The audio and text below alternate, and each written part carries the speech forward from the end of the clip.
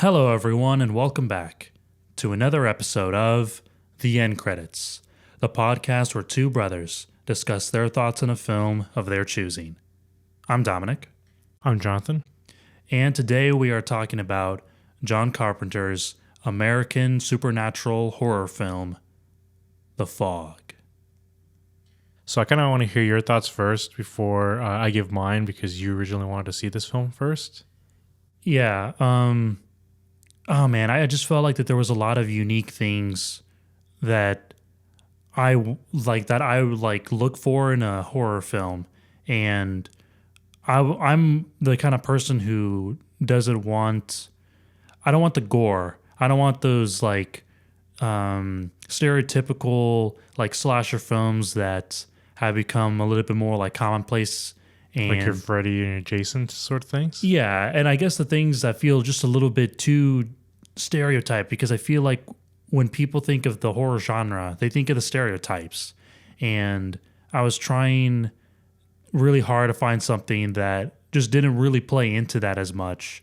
And I felt like that this film did that. And it also just included some unique things that I just haven't seen before in a horror film that I just felt like set the tone and set the right tone for what the film was, and things that I would love to incorporate if I were to do something creative. Because, as you know, I always wanted to create something in the horror genre. I always wanted to create either a short film or something along those lines, and I always wanted to do something like that. So this film definitely gave me a lot of inspiration and ideas for what I would love to incorporate. But why The Fog, though? Why start with what brought you to, okay, I want to watch this for the podcast this week? Oh, right.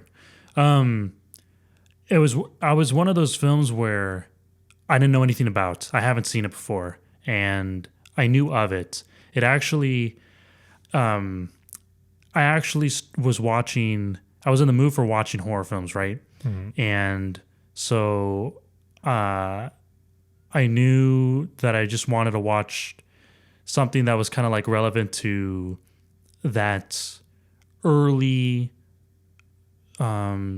days of the slasher film. And I knew of a film called Prom Night, and that's actually what started it, because I watched that film and then I was like, wow, this is really not good. It was an entertaining film, but it just wasn't good, okay? The only reason why I watched that film was because Jamie Lee Curtis was in it, okay? Okay. And I'm a big fan of Jamie Lee Curtis, especially from the Halloween franchise, which is why I watched Prom Night. But from the experience of watching Prom Night, I just didn't like how it just fell straight into stereotype. The stereotype lane was crazy in that film, and it was easy to see who was going to get killed and who wasn't, and all that stuff. So I was like, oh man, I didn't like this as much as I thought I hoped I would. So I wanted to just go back to someone that I knew, someone who I knew could tell a good story, and it was in the horror genre. So I turned to John Carpenter. So I was like, okay, I've seen all the Halloweens, and so I was like, okay, where do I move on from here? So I looked at his body of work. So I looked at what was after Halloween, and I saw that it was The Fog. So I was like, why not watch that? So that's what I gave it the chance, and I knew of the film. I'd just never seen it.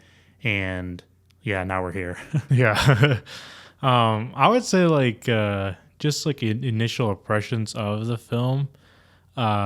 It has that nostalgic idea upon it. Yeah. It's very much I imagine watching this film on an old 4x3 CRT. Oh yeah.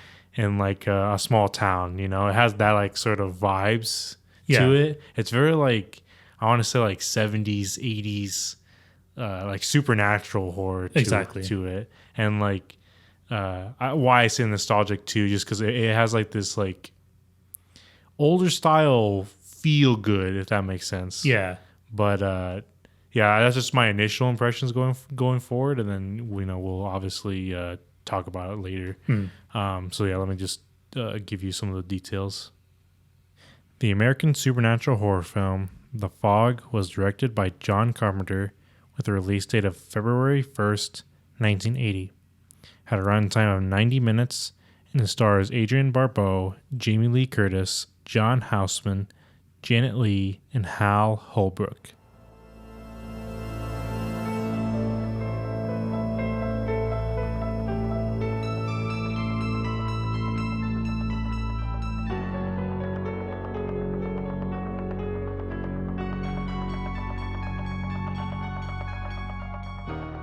An unearthly fog rolls into a small coastal town exactly 100 years after a ship mysteriously sank in its waters.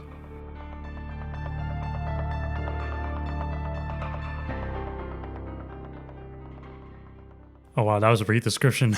Yeah. I chose the smaller one just because, like, if on Google, it's actually like a long paragraphs and goes into in depth. Yeah. Then it's like no. The shorter one gives it like still like that mysterious aspect to it. Yeah. Okay, I actually like that you picked that. Even though we're about to ruin the entire story right now. So yeah, going back to what you were saying though, how like John Carpenter was able to utilize or be able to feel like. You feel the sense of nostalgia from the film. And for me, like I was trying to say, I felt like, it doesn't even feel like, because I think it is, it's like a horror film pre-slasher, because slasher films are just rising at this point, because Halloween was the one that set the tone for, the slashers that were going to come and the copies that would follow it. So, The Fog still has like this, it has this vibe that it's still like, it doesn't feed into like the gore fest. It doesn't feed into any of that. It doesn't feed into stereotypes. It doesn't feel extremely cheesy. It's just like a classic ghost story. Yeah, it's like, I was about to say, like, it's like a ghost, story that, like, even in the beginning, right? They start off with like, by a campfire and like telling this, ghost story, right? Yeah. It's like, oh, it's like a short story that you read from like a book of like many short stories, right? And that's basically what the whole film feels like. I think it captured that idea immediately, right? It's like ghost story turned film, and I was like, okay, that like I thought that was great. That's what I really liked about it, because it was just because these are the kind of horror films that you just don't really see anymore. You just don't. Mm-hmm. It's always based in a killer. And then like a group of people, and then that killer goes and goes after the group of people, or it's like really into the supernatural and stuff, or like even like something like completely safe that takes over and like turns evil, right? That too. So that's why I felt like the setting and the tone of the film like gives off that sense of nostalgia, and that I would even say. Like real, it like that realism. Even like if you turn to things like the dialogue, for example, like watching it, because I watched it before you did, mm-hmm. and upon watching it a second time, I realized that the dialogue is actually not like too like cheesy, and it doesn't feel too scripted. There are definitely moments where it does feel a little bit more scripted than others. Like it doesn't feel like, for example, like Memento, when I was trying to say that, oh man, like I could just feel like this was from a script, like every single line, and it just felt very like cringeworthy, that like I could tell that someone had written this. But in The Fog, either it was just like in delivery of the performance or just a well-written screenplay. I just felt like that the dialogue even is such a little detail that is enough to make you feel like this story is believable, this ghost story. And oh man, I just love that.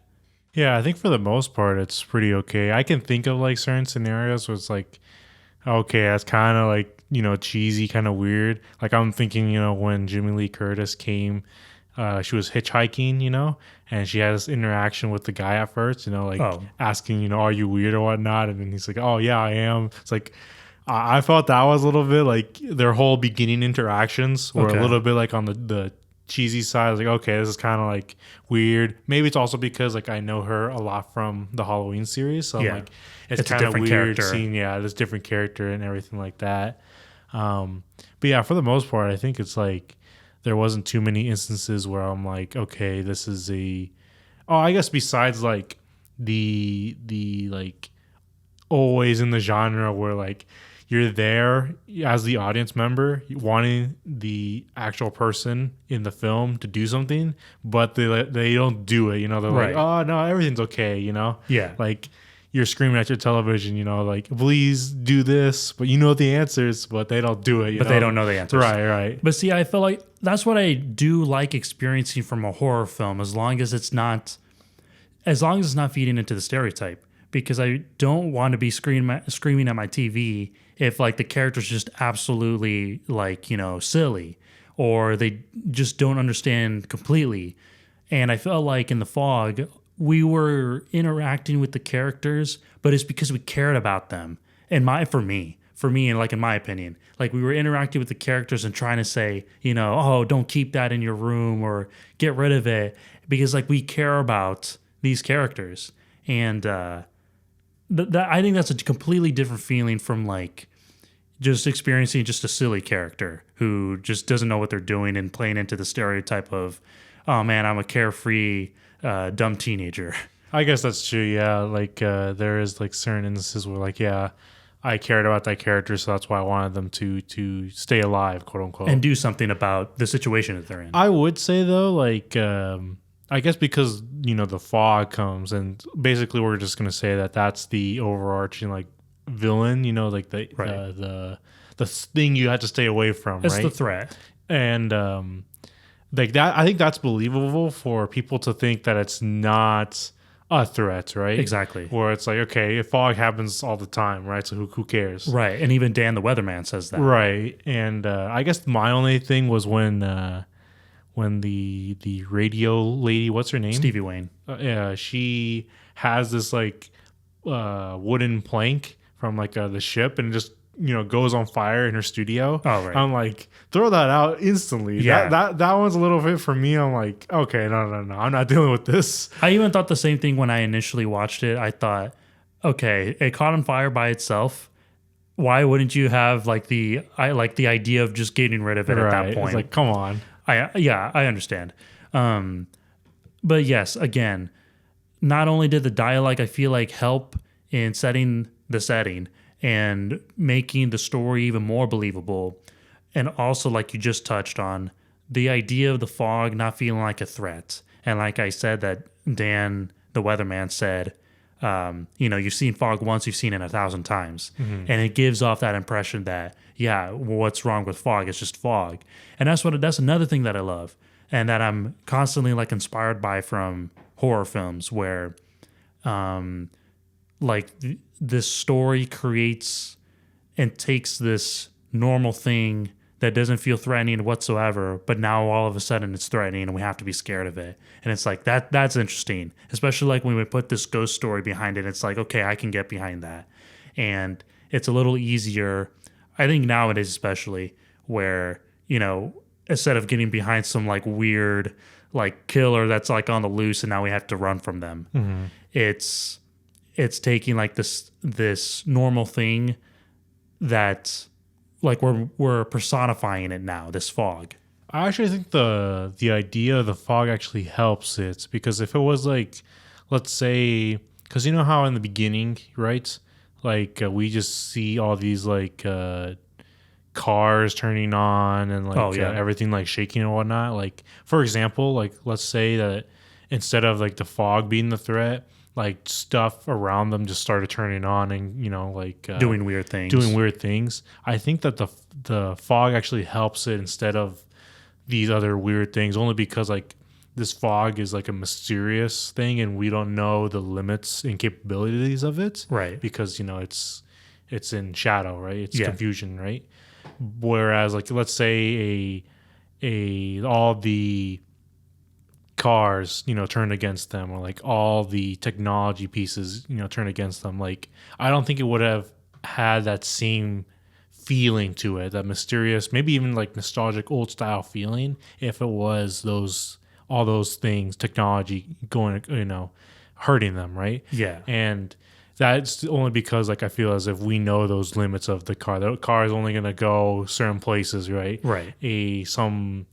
other technology piece is only going to do a certain thing, right? That they can do. But this fog is like, okay, it can go anywhere. It can like, go underneath doors, and it can engulf like an entire city. Right. And it can wait to do something, right? Exactly.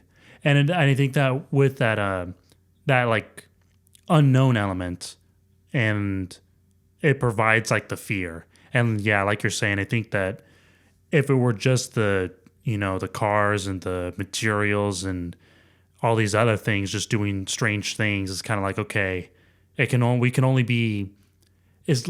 effective for so long. And I felt like that's why I thought it was great that the opening scene kind of showed all that stuff and those like weird things happening.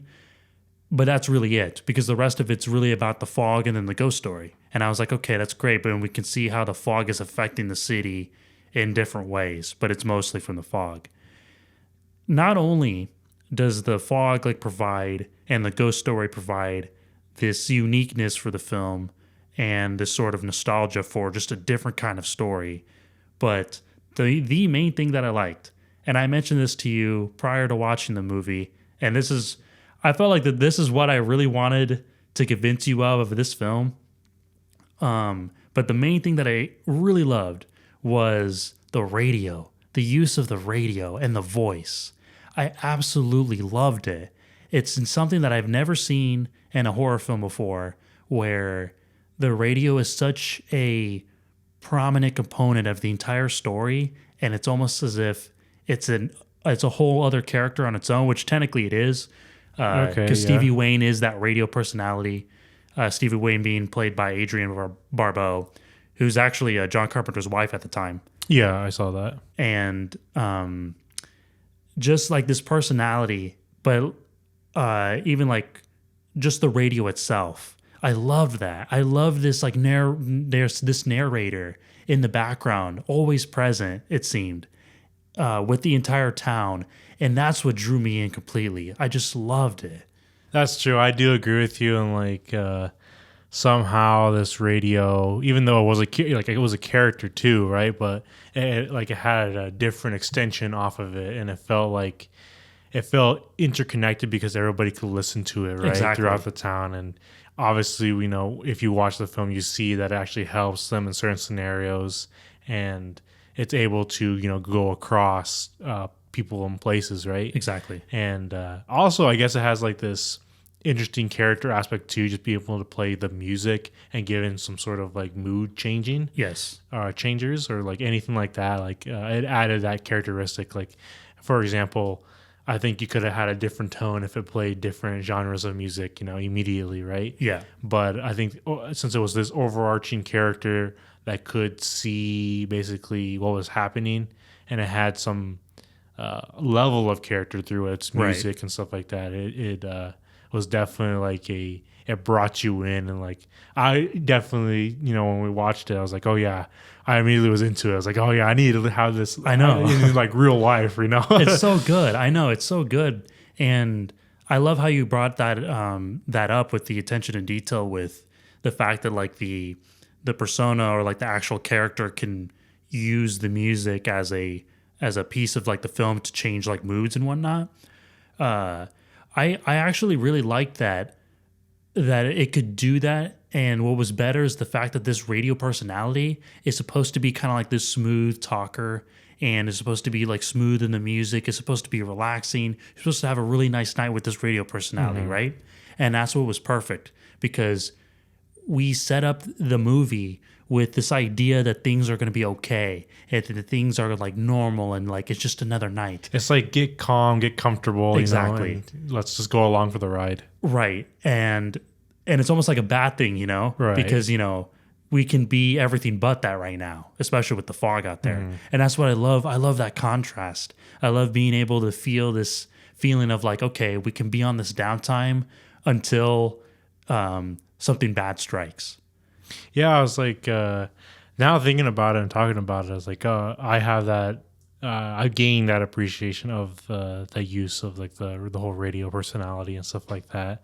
And like, because like my initial impressions were like, I like this film for the nostalgic old ghost story feel. It's like it seems like a lost art in some ways. It does. You know, like it's not really shown today, and I don't know. It has like this you know, going back to nostalgic, this good feeling associated with it, and then adding, you know, with this use of character and like even the rest of the characters as we you know go along.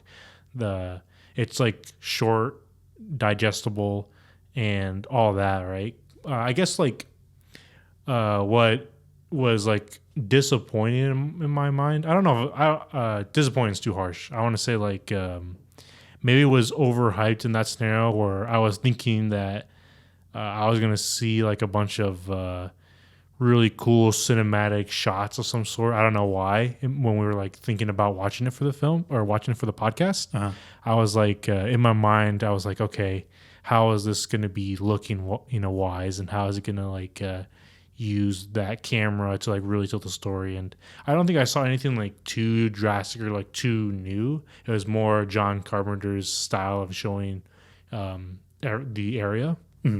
And I think that was like a bad aspect or a bad like thought process to go into watching The Fog, because like The Fog is this old school ghost story that you gotta like treat it as like a short little insert that you're not really gonna get too associated with. Like, because we don't really go into like each individual character and like their daily lives, like in like Halloween, for example. You know, you follow Laurie Strode, right? Basically, yes. And this one, you don't follow people really.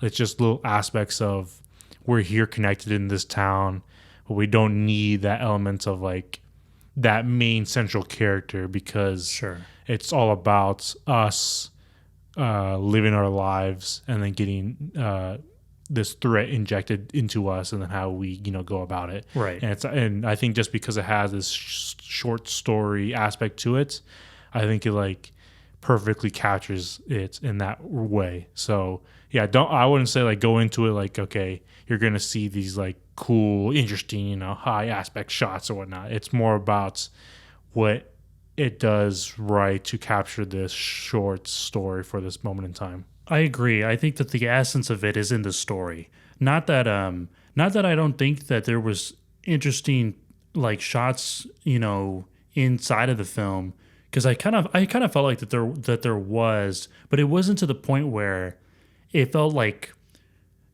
distracting and taking away from the actual story, because like we're saying, I think that the story is that main idea, and I don't think it needed to have like these cooler, interesting shots or intricate shots in order to get the story across. Right. And yeah, like you're saying, I felt like that there was interesting things played with like lighting.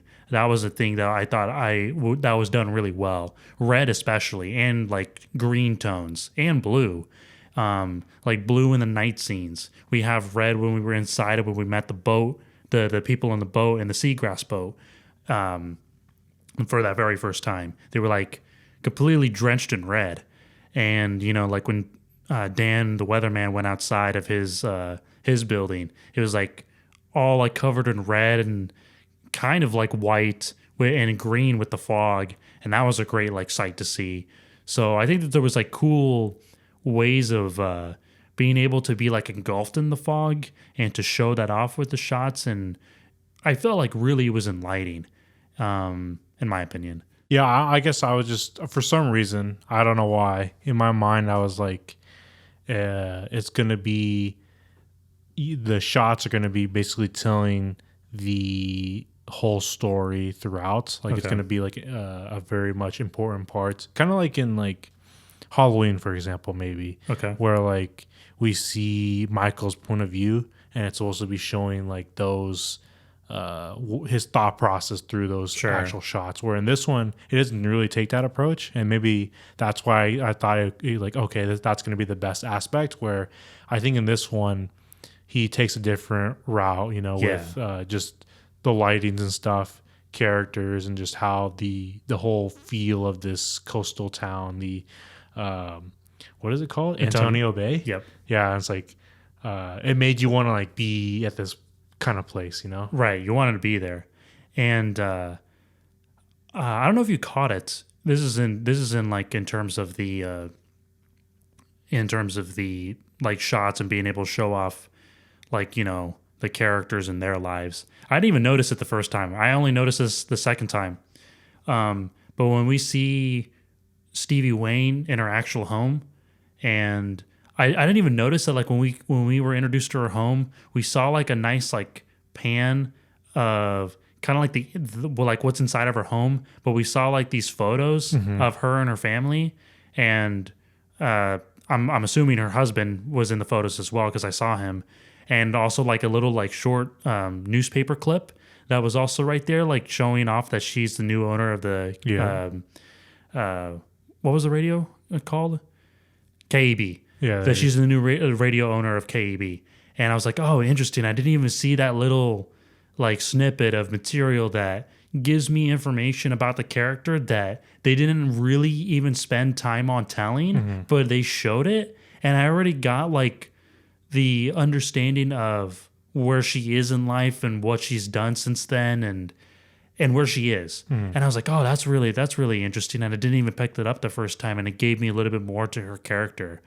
There was even another moment too, where they briefly talked about character, and I didn't even pick it up the first time.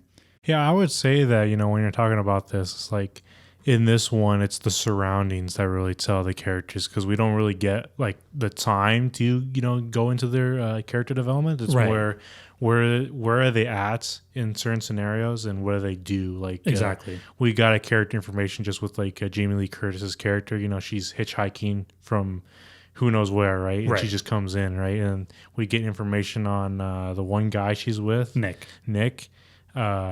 You know, he's like the sailor, knows everybody are there, and you know we get that character information there. Right. Even with like Janet Leigh's character, you know, she surrounds herself with Nancy Loomis, and basically, you know, we can tell by their interactions just what they're supposed to be and like, you know, what they do in life. Yeah, they're like an important to the town, and like they're preparing something. You know, that's all we really needed for their characters. And right. Even for like Father Malone, you know, he's in the church, and you know he's supposed to be that like priest, you know, pastor sort of character in our film, and we kind of like get his understanding just simple. You know, like he doesn't really leave, and like when we do see him, you know. It's just those things that he interacts with people, and we understand his character just a little bit more. Exactly. And shout out also to John Carpenter himself, because he actually has a cameo in the beginning of the film. Funny enough, his name is Bennett. And what if he's Bennett Traver Malone? Oh my God! What if he's actually Bennett Traver? What's up with him and the name Bennett? I don't know. That's hilarious. No, that was actually really cool. That was that he was in the film for a brief moment. No, yeah, I like how that they use this ensemble of characters, and like you're saying, we don't really get to step inside of like their lives completely, but we get enough to where that's all we need. So that was really nice. Another cool, interesting thing that I even picked up on the first time when I saw the film was the fact that Nick, the character is named Nick Castle, who is the actual guy who played Michael Myers in the first Halloween film. Oh, that's him, really? Yeah, the actor's name is Nick Castle. So they used the guy's real name as a character in The Fog. That's awesome. So when he said his name was Nick Castle when he was talking on the phone with KAB, I thought that was awesome. It was a great little like Easter egg that if you knew the cast of Halloween, you got that little Easter egg. Oh man, he's Michael Myers from wow. Yeah, crazy. So I was like, wait a minute, Nick Castle, that's a real guy. He's the actor who played Michael Myers in the first Halloween. That's hilarious. You know, Jamie Lee Curtis right there too. Yeah, and I was like, oh, that's really interesting. I love that John Carpenter like used these people who he also used in Halloween, and you know gave like these little like tidbits to the audience, and maybe it wasn't even intentional. He just needed a good name, right? And you know, he just used his friends. He's like, oh, that's normal enough, you know, to be in this, you know, right? in the story, and I like that a lot. So I like this attention to just using things that he knows, like that it's from his friends. So like I like that little information. I also really liked moments where this goes back to like the dialogue of The Fog. I just really loved like these different scenes between either like just like between characters. I really love the relationship between Dan and Stevie Wayne, even though there really wasn't like one. It was only like across the phone. Oh yeah. But I really love this playfulness between Dan and Stevie Wayne. It was such a great chemistry. And Dan is played by Charles Cyphers, the guy who played Lee Brackett in the first Halloween. Mm-hmm. And that was like kind of cool to see him return. But I love this dynamic between the two characters. And they also help each other out in the story, which is what gives the radio personality, Stevie Wayne, enough information to like spread around the town, because she's like in like, you know, working with Dan, who is the weatherman for the city or the town. And it was kind of cool, like seeing like whenever Dan would tell Stevie something, Stevie would like say it on the radio and relay it to everyone and all that information to not only people in the town, but the people who were out on sea. And I just like this connection with everyone. It was great. I was actually thinking when you were saying that, like how. I was basically thinking back, like why these sort of stuff isn't like shown today, and like why we can't have this like certain scenarios. Uh-huh. And I'm like thinking with like the whole the radio personality, right? And like you know how like during the film the power lines go off and all the power happens, right. And like the radio is the only way that these people can interact, and it's really cool and whatnot. Mm-hmm. And like obviously, like today, cell phones kind of ruined this whole idea. Right? You can't do this sort of thing. You can't happen because of cell phones and stuff like that. And like, yeah, I'm like, it's kind of sad because like in these aspects, they had to get rid of these certain scenarios, but obviously today, like, oh no, we could fix it easily, throughout. And it's like maybe that's why it has this like certain change and like certain like stories to it. Yeah. That's definitely understandable. It was a lot easier to get rid of something within an older horror film because technology simply isn't up to par as it is today. So that's a good thing to point out. So that means they just have to set their stories in a previous decade. Yeah, I don't know. That's like, what we have to do. Well, like maybe it's like it's just like the believability factor, like right, yeah, and yeah, like and also going back to another bit of like dialogue in the connection with characters, the scene between Jamie Lee Curtis's character and Nick. When they're checking out the Seagrass boat, which is his friend's boat, mm-hmm. And when they're like going down and looking inside of the boat, they're just like sitting there like and talking together. And I love this like monologue that Nick gives to Jamie Lee Curtis's character, and I just love the story he tells with him and his father, and how from what we could probably like infer, that his father once ran into the fog at one point, like years ago. Mm-hmm. And I just love the way it's told. This goes back to the idea that this realistic like dialogue that's presented in the story that just feels like something you can get behind, and you don't feel the sense of, oh man, this is from a script or this is cheesy. When you hear that monologue from Nick talking about the story, I was just like, oh man, that's just so creepy. The way he describes it, it's like, oh, you could tell that like he was affected by it, but he just didn't know what it was at the time. It sounds like another ghost story to me, honestly. Like it's in that same realm where it's like, I wouldn't really classify it as cheesy, but like I'm like still on the like borderline, like, come on, man. Like, did that really happen or something, Right. But like you could tell that, especially like with the events that are happening now, that he's obviously, a little freaked out by what's happened to his men, or like he doesn't really even know what's happened to them. So him like or just like thinking back to that story that his father told him years ago, it was another great, bit of character that we can understand from Nick, and also just learn a little bit more about him in such a short little story. Right. And we got a little bit more out of him, and I thought that was great, and also played into the lore of Blake and the fog and the the men. I actually want to say, like, before we actually get into like the church scenes and how Father Malone plays into like all this. Yeah. Going back to like the whole believable scenarios, like how many times was like they knock at the doors of people when the fog happens. Oh, right. And then people answer it. Like, I'm like, why are you answering it? Like the way they do it too, like I would say like, okay, first off, maybe you won't answer it, right? It's like, right. Who's going to be there? Second off is like, okay, if I do answer it, I'm not going to like put like my whole body, I'm just going to go through the whole door, right? I'm not going to do that, right? Right. You just stand beside the doorway. I'm going to open it just a little bit or whatnot. Sure. It's like, what happened?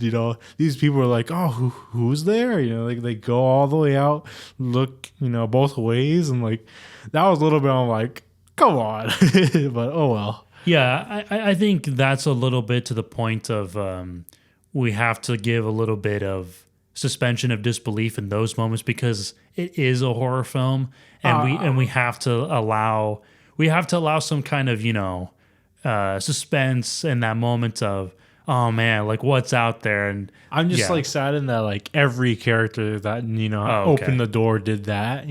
Like I think it makes sense for certain characters in order to do that, like especially Dan, right, the weatherman. Yeah, his character, it makes sense, because he acted a little more, like a little tough, right, against it. Yeah, so like it made sense for him to like go all out, right? Mm-hmm. But like the babysitter or whatnot for the kid. Oh yeah, her to do that is like, come on. In my opinion, like certain characters should be acting different. I want to see a character like, nah, it's all right, Yeah, just leave the door closed. Right. Okay. Because like I guess even at the beginning of the film, right, this character doesn't, I don't even think, show up after, right, where this character is in the grocery store, they're sweeping, right? Oh yeah. And this is just a little thing, but I think it added personality. Okay, where they're taking a break, they open up an orange juice or something like that. Yeah, because he's working in a supermarket, and he basically drinks it and then puts it back. Right? I said even before he did it, like, please put it back, just because it was like, it's a little character thing that like it's so small, but it adds, I feel like, so much. And I think if John Carpenter was willing to add that to like this, nobody, basically, right, he should have been thinking about, okay, maybe this character doesn't open the door the same way as another character should. Okay. Yeah, that makes sense. Maybe to play more into that like realism and that realistic approach of what characters would, or not characters, or actual people would do. Mm-hmm. So that's a good point. I think like if he could give that much attention to that little thing in the beginning, then why couldn't he done it for something else? Right. Cause like, I guess for the babysitter aspect, you would think that they'd be just a little bit more careful, quote unquote, right? Right, more cautious. Who's at the door, but right. Yeah, that's what I'm saying. But she kind of was, because remember how she even told, oh man, what's the kid's name? Oh man, I'm losing the kid's name. I remember you were kind of like calling him Danny throughout the. Oh yeah, only because of the the Shining. That and the plank that he finds, it's like says Dane. Oh, it says Dane. So it's like I just shortened it to Danny because he reminded me of that. I'm not sure exactly what the Andy. That's his name. Andy. Okay. So it's close. Yeah. There you go. So the. She calls him away, I guess, right? Right. She tells Andy that like, oh, go to your room, and I'm gonna check the door. So I mean, she did have this that feeling of cautiousness at that moment. I guess. I'm like, I don't think you should have fully went into the She even said to like close the windows. She even did that too. Yeah. Well, that's more for the fog, not for who's at the door. Oh, right. It could also be like, we got to keep in mind that maybe this is just a small town and like, oh, nothing happens here. Nothing happens in small towns. Right. So like, oh, even Nancy Loomis' character said that though, right? She was like, when she had a conversation with Janet Leigh that basically something happens in this town. One thing happens one night in this town, this whole town goes crazy. Oh, right. So maybe that could play into that factor where nothing actually happens. That's a good point to bring up too. No, yeah, that's true because yeah, she was even making like that whole like, that big deal about it that yeah, like, everything's going just wrong. No, that's true. And that vibe almost even comes off too, especially like with KAB and like you can already tell from just like that like just the radio station itself feels like it's well established radio station, and you can already tell like what vibes it gives off of this carefree listen to the radio and we're gonna all be good. And that all those feelings come off from the radio station and Stevie Wayne. So why wouldn't that be the same vibe for the town? Right. Good point. I didn't even like. I didn't even think about like that idea of we have to remember that this is this small town and who's ever going to think that something bad's going to happen. Yeah, it's just a possibility. Right.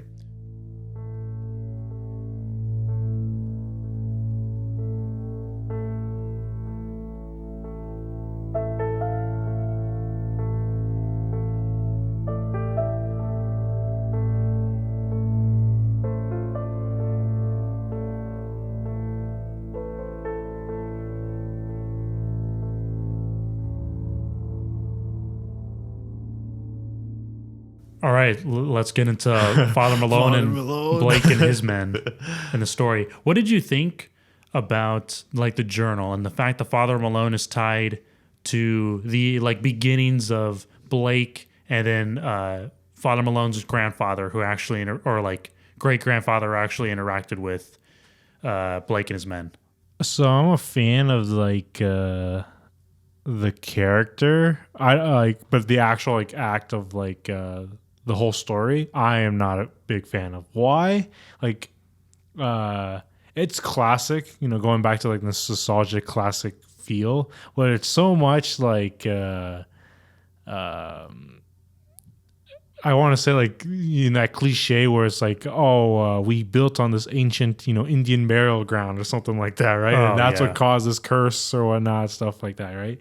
It goes into like that like whole idea, and I'm like, for me, it's kind of like it's a little, it falls into that stereotype in my opinion, and it's kind of like, okay, like. Should we punish, the sins of their, ancestors on the people now? And it's like, okay, how this whole like mysterious thing happened, I guess like, because the church people, were involved with this murder, so like now it's like dealing with devil arts, whatever we want to call them, right? And that's how this whole stuff is happening, just so like we can go back to peace, everything's supposed to be fine.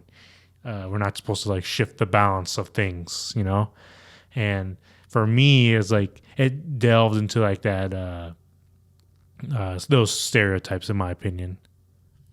So I'm a little confused because you said like the devil arts or whatever.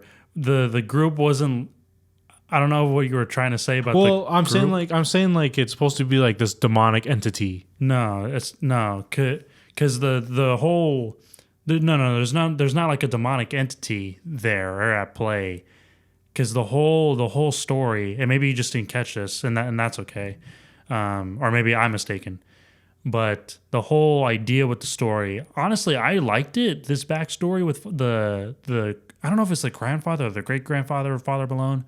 But it's because the Blake and his men came. They needed a place to stay, and half of their treasures and their gold to stay there. But during that time, Father Malone and people from Antonio Bay had come up with an idea in order to take over Blake and his men and essentially murder them for the gold. Yeah, so they could build the whole Antonio Bay and stuff that they needed. Yeah, for mostly the church and everything, but there's no demonic thing about it. It's not about...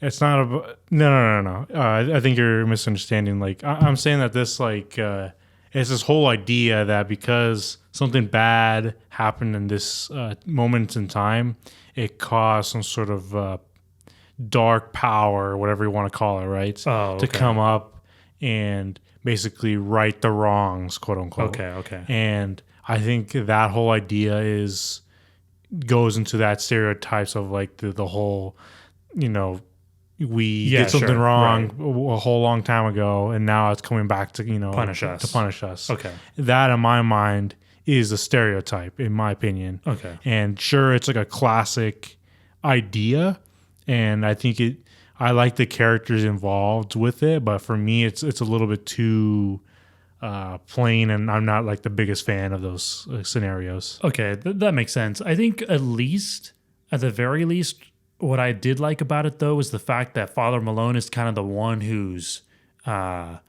informing the rest of the characters about it. Mm-hmm. And again, if it been like anybody else, I don't think we would have believed it as much. Just the way he read the journal felt for me something like I could actually get behind. Something where I was just like, oh no, the people back then screwed up, and now the ancestors are getting the blame for it, or getting punished for it at least, because Blake and his men are returning all these like years later. And I was like, oh no, like now what do we do? But I just love the delivery from Father Malone, and the actor himself. Love the delivery of it, and it made me feel like I'm scared about this presence that's coming, and what are we going to be able to do to stop it? If anything, I do like how his character kind of like accepted it in some ways, because I feel as if usually it's one of those cases where they try to combat it, and then it just happens anyway or whatever. And this was like an interesting take, possibly, where I was like, this guy was just ready for it, Yeah, he was like, let me just answer for these sins. Yeah. And that is a good point to bring up, that like he didn't even like try to, fight it in any way, really, or at least. Yeah, no, I was going to say, at least not at first, but really, there was never a point where he did. I don't think at all. He's like, okay, something we did wrong, and hopefully that, they can atone for it. Yeah. Yeah, I guess I was okay with that story, with the background story of Blake and his men, coming back to not necessarily haunt the town, but get back at those people who conspired against them all those years ago to steal their gold. So those pirates need their gold, man. I guess. Yeah. I guess just like obviously, with the whole backstory with it, it's a bad thing that they did or whatnot. Oh yeah, definitely. But I do want to talk about when they do come into contact, basically, right? And like it's this golden cross, that they have to basically give off to Blake and his men or whatever. Yeah. And just the whole idea of like the Father Malone had showed no fear. I know, it was so awesome. So funny. It was like, and then when they touched it, it was like, oh man, he's seen everything. It was like everything was changing. Right, the cross like it was glowing, and it was just like smoking even. Oh man, it was an awesome moment. Yeah. Geez. Yeah, I remember when I saw the moment too. I was like, wow, this is a lot. And I was like, this moment is kind of like. This moment could have been like on the verge of cheesy. I think it was more funny than cheesy. Yeah, I still felt like it worked for the film. Yeah, I thought it was more funny. Yeah, I thought it was more funny, but I thought it was still fine. Yeah, I think there was a lot of moments where it was just like really feeding into the nostalgia. Then like, again, just like with classic styles of John Carpenter, or at least things that you saw in a film like Halloween, and then seeing things kind of like come back a little bit in this one. I'm like, so yeah, I want to say like, since like everything got like resolved or whatnot, and everything was like, okay, we got rid of the fog, and they had those like moments in time where like, hopefully it just doesn't come back, and it was a good like end line, whatnot. Yeah, it was from Stevie. Yeah, another great monologue, by the way. Yeah. I would say though, it's just this didn't need to happen. This is the worst part of the film, in my opinion. Like it totally was unnecessary. Father Malone did nothing wrong. Please, it's like they should have spared him, in my opinion. I don't think it added anything with killing him in the end. Sure, it made sense. Like, oh, he needed to kill the 6 people, whatever they said he had to do, right? Right. But like, I don't know. We had this whole moment, and we kind of understood the character to some degree, right? At least like I feel as if most people would be like okay with him. Sure. And yeah, I guess like it just didn't need to happen. I think we could have ended at the monologue and just okay, this scary thing happened, and then that's it. End the movie. Yeah, I agree. I thought it was a little strange that came in. It almost kind of felt like this last minute or like a deleted scene that just made its way back in the film somehow. I did feel like it was a little out of place. I guess except for the fact that the entire time, like we were saying, it felt like Father Malone was already ready to face the death and the consequences. So it was kind of like even after when he closed the door and walked back in his church, he was thinking to himself like, oh man, why not me?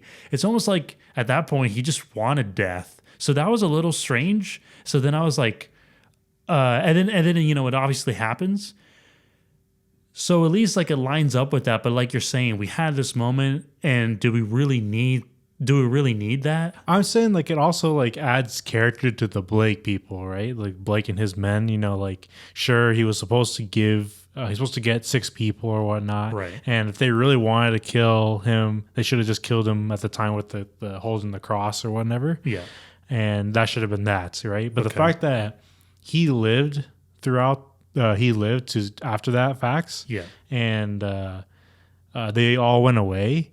I think it would have added like this interesting, okay, why didn't they? Like, oh, well, or he was a good person, quote unquote, maybe, right? Right. And the fact that he was, taken, it's like, come on. I mean, like you said, it felt like a deleted scene that probably shouldn't have been there. Yeah, somehow must have made its way back in the film, but yeah, it is what it is, and it probably wasn't the greatest scene and probably didn't need to be included, but yeah, it was still poor Father Malone. Yeah.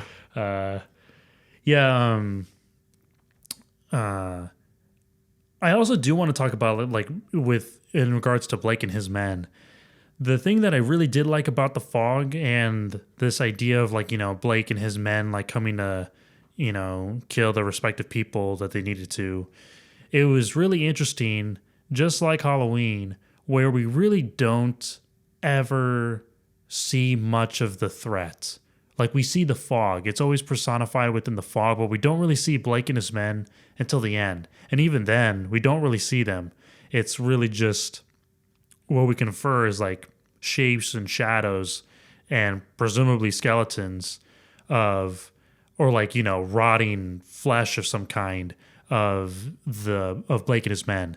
Because we really don't see them until the very end. We really just see their hands, their shadows, like hidden inside of the fog. And that's really it. And I appreciate that level of keeping the audience in suspense and not really knowing what this threat looks like except for the fog that glows. And it took me back to like the ideas of Halloween where we didn't even see Michael Myers for a majority of the film until the end. And I like that payoff. I like that style of pacing.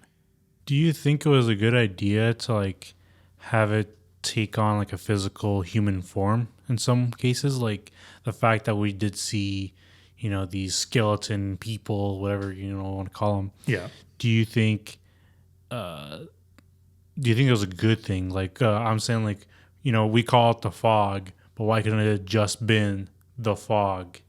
Did we need to see people? I kind of question, like, would that have changed the whole feeling to it? Let's say there wasn't people, right? Okay. And whatever killed them was literally just this fog presence, like they inhaled or something like that, right? Yeah. See, or like they were taken into the shadows and we didn't see anything. Okay. Like, does that change stuff? Like, I wonder why choose to have people or like people looking objects, into the fog, taking out people? Yeah. I feel like if we just kept it as the fog, I think that would have been harder to get behind. I think the inclusion with people being inside the fog, it leads us to like obviously we see the fog as a threat. But I guess the idea of just like the fog being the only thing, and like you're saying, let's say the idea is if people inhale the fog or get engulfed by it, they're dead or something.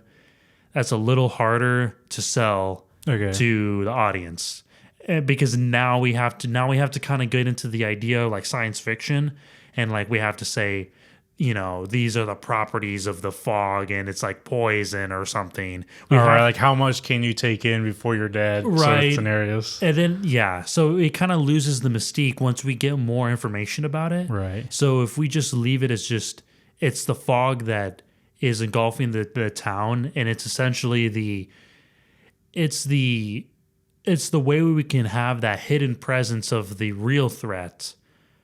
And I think that's a lot more effective.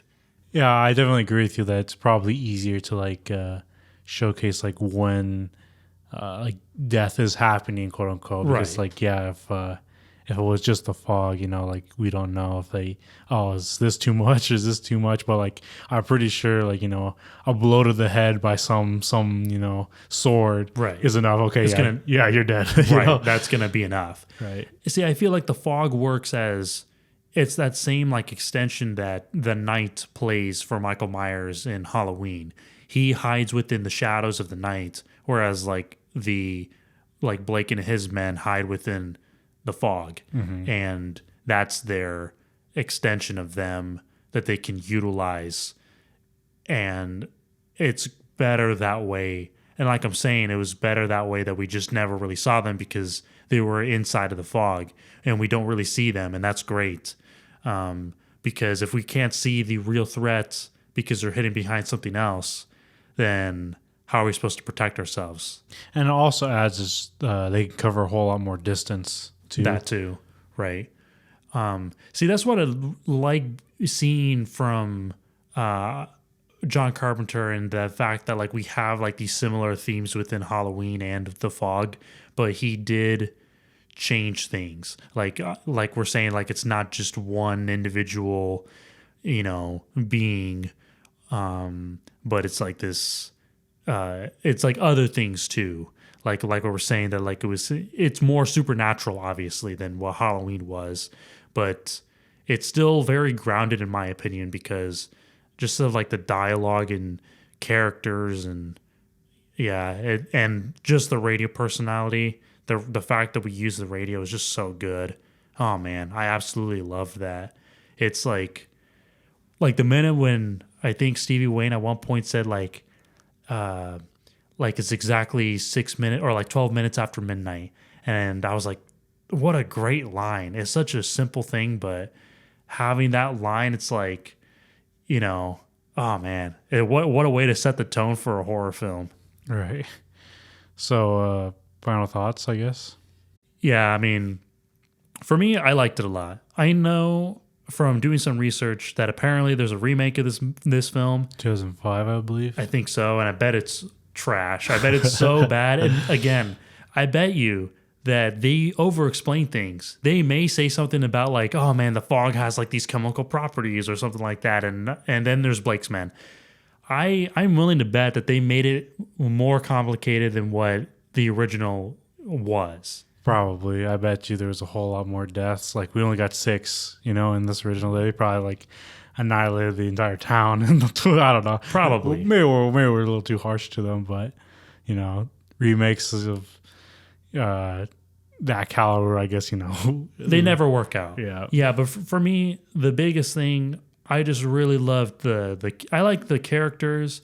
I love how the dialogue just feels so natural, and the actors like just deliver it in such a way where I just believe them, and love the radio especially. It's my favorite part.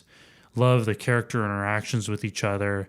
Love how like that this presence of the fog is just something that's so normal, but we just don't really know what we can do and like what it can do. So once it becomes a threat, it's just something that you're like, oh man, like what could it be? And that's what's great, because we can leave that to the people's imaginations. The music's so good. John Carpenter, like with his classic synth based work. Yeah, it's pretty good. Huge fan. I absolutely love the theme from this film. Love his music. It just for me, it's definitely like another like top film of for the master of horror himself. I like its feeling, you know, going back to like this nostalgic, old school ghost storytelling. You know, it's like if that's what it feels like, you know, right? A ghost story in a book of many stories, you know. And I think it perfectly captures that idea if it was going for that, you know. Yeah. Also, like you said, the music's pretty good. Other than that, like I like characters, and just again going back to that whole feeling, their whole interactions. I think that's the good parts about The Fog. I would say though, you know, like going back to like, I think it does have like an old stereotype of like the curse idea, right? And that I'm not too big a fan, only because like I guess it didn't do a whole lot to like differentiate itself from like that idea, besides like Father Malone's like activity towards it. Yeah.